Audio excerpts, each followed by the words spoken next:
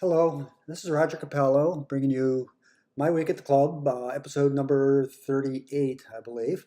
And it's been quite a while since I've made one of these, and it's partly, well, for a whole variety of reasons.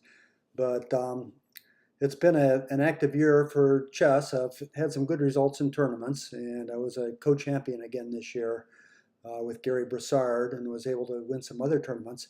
Had some pretty interesting games along the way. And today's game actually is probably not, as, to be frank, is not as interesting as some of those. But I'm going to start trying to make a policy of making more regular videos here.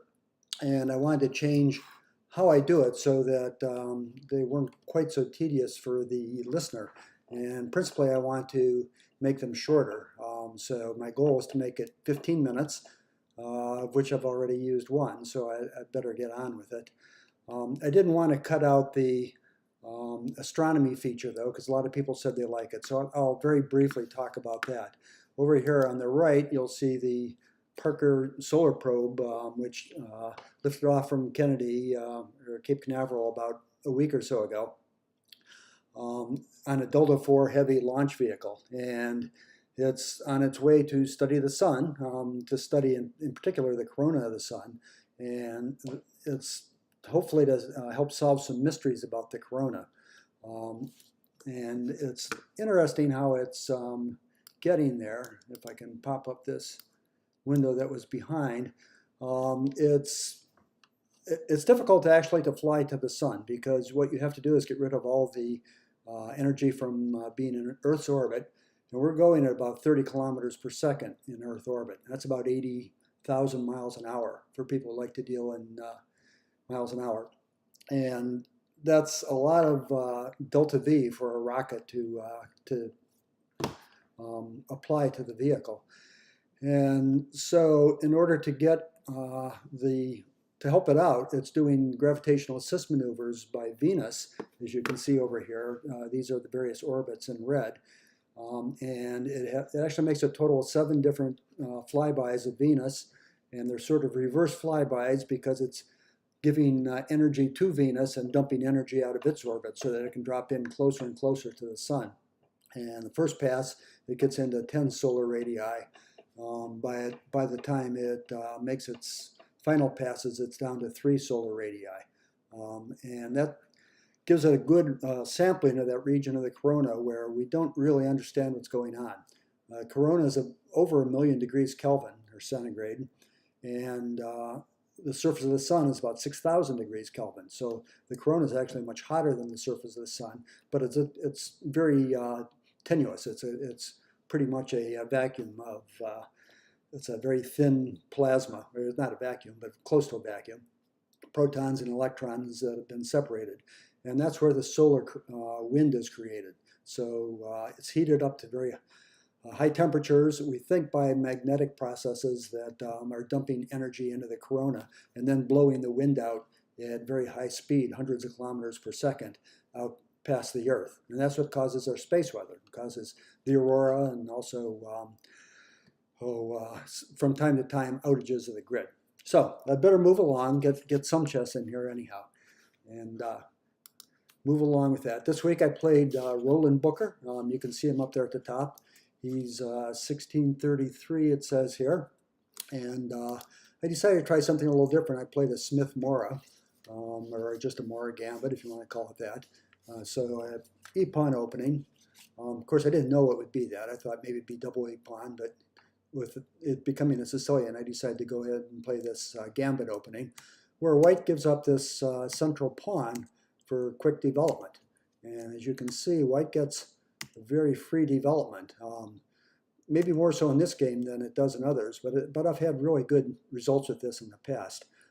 Roland adopts kind of an unusual setup here where he doesn't develop his minor pieces, but instead develops his queen and pawns principally, and as a result, he gets behind in development, and this leads to some problems for him. So he attacks my bishop. My queen wanted to go to e2 anyhow to defend it. He drives it away. I just fall back, staying on that same light square diagonal because that typically is an important diagonal in the Smith-Morra. He came in and pinned the knight, but it's easily broken. And then he surprised me by exchanging off that knight and giving my bishop a very strong diagonal here that it's working on, attacking the g7 pawn. So he blocked that diagonal with a pawn to f6, but of course this is a real concession. It holds his knight in and also weakens his king on the light squares. And let's see, I castled. Get this cursor out of the way, it's a little confusing. And he finally developed that knight to c6. Usually that gets developed much earlier in the Smith-Morra. And I decided it was time now to try to pry open his king side. I want to move the knight and somehow come over and check him and attack along this open diagonal that he's opened up here that leads toward his king. But I have to get my queen over there. So pawn up is a way to do this. And I looked at this possible variation ahead of time and decided this wasn't good for him if he attacks my bishop. And it's because I can just go ahead and ignore the fact that he attacked my bishop and instead take the pawn. And of course, bad idea to take the bishop because I just keep going munch munch Pac-Man mode. And it's very easy for me to sidestep him turning into a queen, but as you can see, I'm going to get a queen on the next move with my pawn that's on g7 and also win his rook along the way. So that would be a bad variation. So instead, he took the pawn on f6 with his knight, and I traded that off now, and now I have this diagonal totally open toward his king, and my only problem is to figure out some way to get my queen over there. My knight is in the way. And the problem is if I just move my knight over immediately, his queen can come to e5 and cover this crucial square and also threaten to trade off queens at the same time. So I can't do it immediately. So instead, I keep developing my pieces. He makes another pawn move. That's fine with me. I'll get more firepower in the center here. And now he moves his queen one last time, which is a little fatal. And there are various things that can be done by white here. A strong one actually is to play the rook to f. Let's not just do an arrow. Okay, get rid of that. Is to play the rook to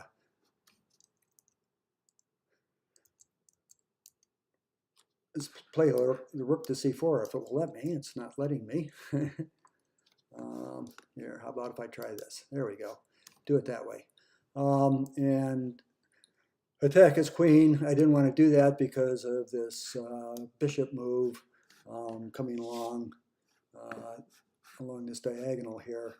But pinning, skewering my pieces. But of course, this is not good for him because I could take on. Hold on a second here. Okay, so going back a bit here, if he damn. Okay, well, sorry about the continuity break there. I'm having problems with my ChessX software for some reason. It's gotten into a sticky mode with the arrows. So I'll just do the best I can. There were various possibilities here. Rook to c4 was not great. By now you've probably read the notes down below. Rook takes c6 is what the computer actually likes, although it was a more difficult line, I think, for me to follow. But what I did was just to simply follow a line that wins a pawn and also continues the attack. Roland responded to that with knight to e5, which is a pretty risky move because it really doesn't stop what the attack that's brewing down along the e file. And so I had a variety, once again, of things that I could do. What I did was not the strongest. The computer points out a nice line. So my line actually I played bishop c4, retreating the bishop. The computer wanted knight takes e5, trade off the knights. I didn't like this because I thought the queen would take back and, you know, be threatening when I move my queen away to take the bishop. But of course, he can't do that because there would be a pin along the e-file. And so I'm not going to make any arrows, but you can imagine how that would be if White played his rook over to e1. So instead of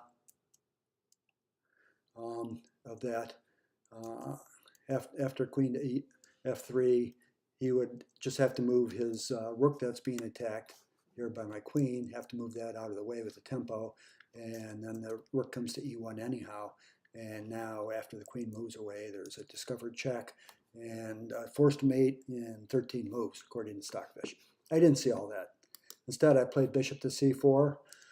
I didn't play the bishop to d5, attacking the rook, because I didn't like his counter threat of bishop a6 attacking my queen. That would have been okay, but I didn't see through to the end of that line either. Bishop to c4 is quite good, though. He played bishop to b7, a good developing move, but it's too little too late at this point. His king's going to be stuck in the center because I trade off the knights, and he doesn't want to take with the queen because here if he were to take with the queen, okay, it's not going to allow me to show variations anymore. If you were to take with the queen, then I would come out with, what would I do? Well, let's see, if he took with the queen, I could move my queen, say, to d3 here, threatening a serious check along the d file, and at the same time opening up the e file for my rook to pin his queen. So that was not in the cards. So instead, he took with his f pawn. Unfortunately, that allows me to play my check at h5, and now his king has to move, and it's going to be stuck in the center of the board for the rest of the game. After he does that, I make a serious attack with my bishop on d7, my bishop and rook. He has to do something about that. And so he chose to play d5. That's probably as good as anything at this point. But his king, of course, is awfully drafty there. And it allows me to do just a little move to chase his king away from guarding the dark squares.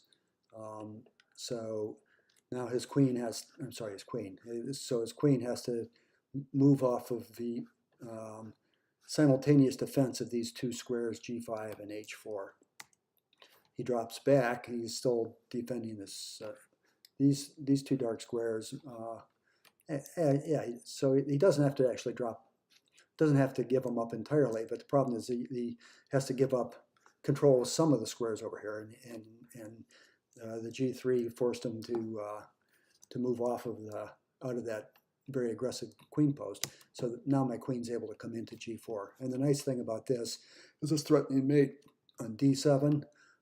That's a very strong threat he has to do something about. He played his queen back. And now there was just one more move in the game, and I'm almost up to my 15 minutes that I've allotted myself. I played bishop to c6, and after which he resigned. It's a good move. It's +8. There was an even stronger move in the position, which was this move queen to g5 check. Queen g5 or h4 would have been equally good. And if he can block, but after he blocks, although he has to block. That's the only legal move available to him here. The king has no other places to go.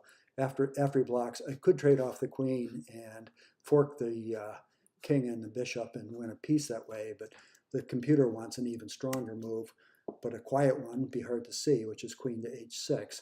And the point is that it is threatening to come over here to b6 with a deadly check. And he has to just give up some more material in order to try to prevent that. But that's really not good enough to stop the checkmate. So with a series of forcing moves, the computer would tidily win the game. I probably wouldn't have done it quite so tidily, but you can get the idea. Once you get the king out, flushed out in the center with the heavy pieces around, there's not much you can do. Okay, well, I see I'm actually coming up on 16 minutes, so I better call it quits. Thanks for staying with me. Sorry about the little wrinkles in the software. I'll have to see what's either changed in the new version or see if it's just a bug in the new version. That's Roger Capello signing off for now. See you next week.